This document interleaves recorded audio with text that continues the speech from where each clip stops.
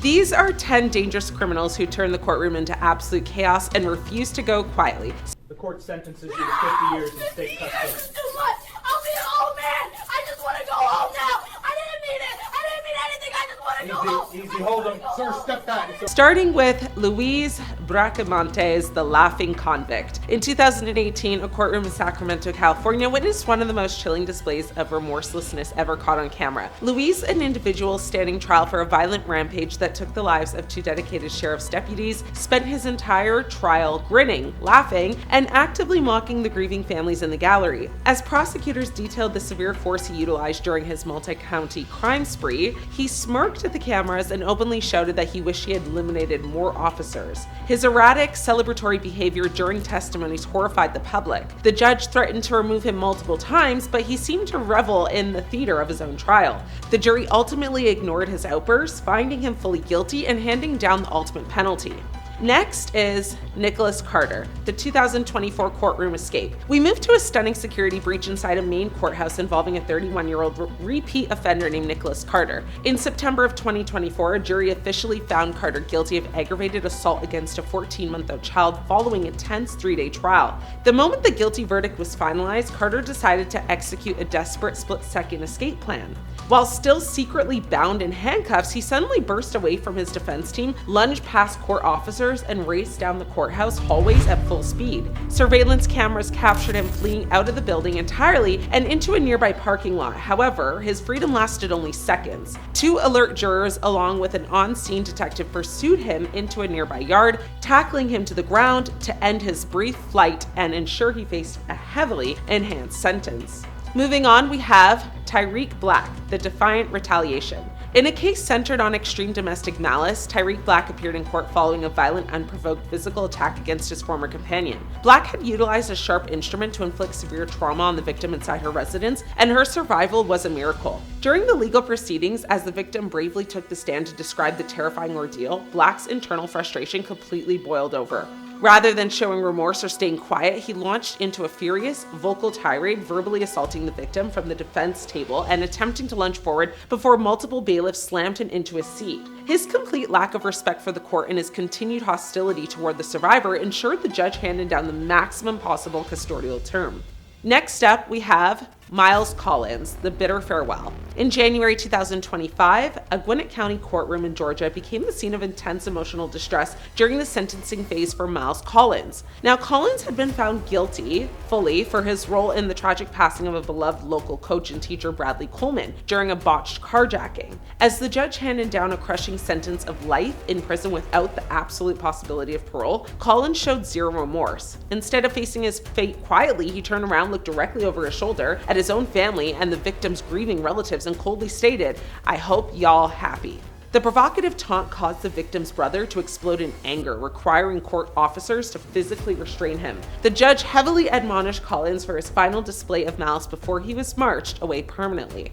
Now let's talk about Enrique Martin Ayala, the juvenile defiance. This case takes us to San Juan, where a highly volatile teenage offender named Enrique Martin Ayala turned his public hearing into an exercise in pure hostility. Ayala was facing serious felony charges connected to an organized group ambush that disrupted a local neighborhood. Throughout the presentation of physical evidence, Enrique maintained an attitude of complete chilling detachment. When the court summary was delivered, he refused to stand, launching a barrage of explicit insults as the prosecution and the preceding judge. Now, even as security staff forced him into restraints to transport him to a secure juvenile facility, Enrique continued to shout obscenities, proving that severe antisocial behavior knows absolutely no age limits.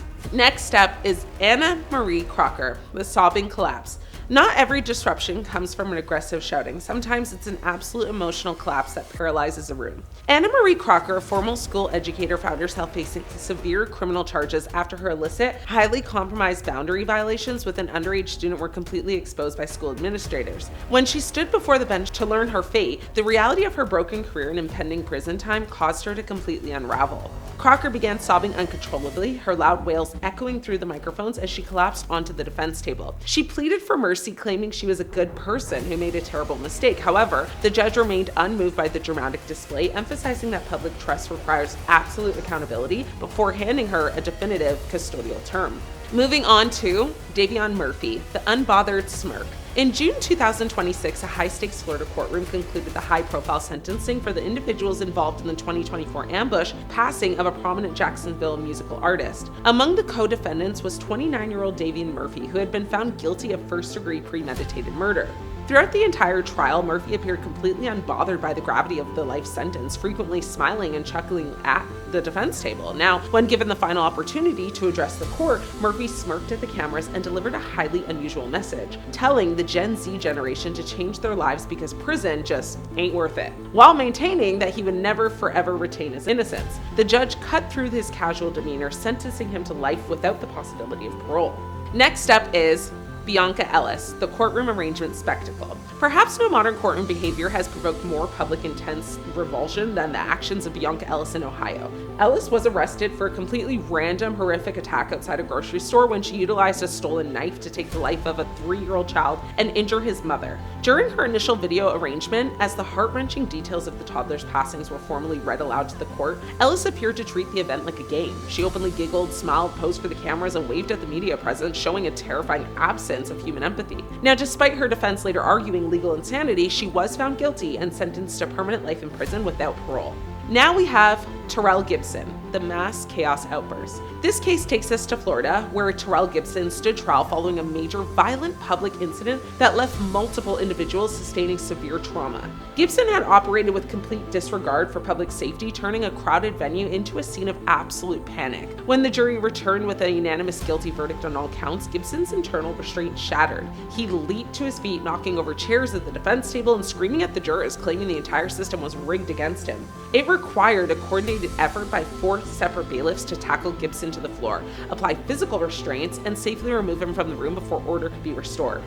And finally, we have James Douglas Gonzalez, the gallery pounce. We close our countdown with a dramatic moment where the chaos didn't originate from the defendant, but from the raw, uncontainable grief of the gallery. James Douglas Gonzalez was standing in front of the bench to accept his final punishment for an offense that took a young life. As Gonzalez stood there with a cold, indifferent expression, the intense pressure in the room ruptured. In a split second, a male relative of the victim leaped over the wooden courtroom barrier, launching his entire body through the air to pounce directly onto Gonzalez. The two men crashed into the floor in a wild flurry of motion as defense attorneys scattered and security teams rushed inward to break up the physical confrontation. The explosive moment highlighted how easily the pursuit of justice can push a grieving family completely over the edge.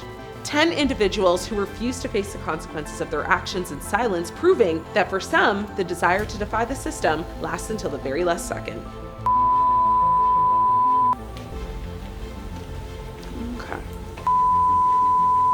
Dangerous Criminals Who Refuse to Be Convicted Quietly, Part 5.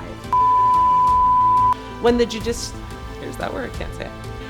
When I'm going to say the court. I'm changing all those words to court.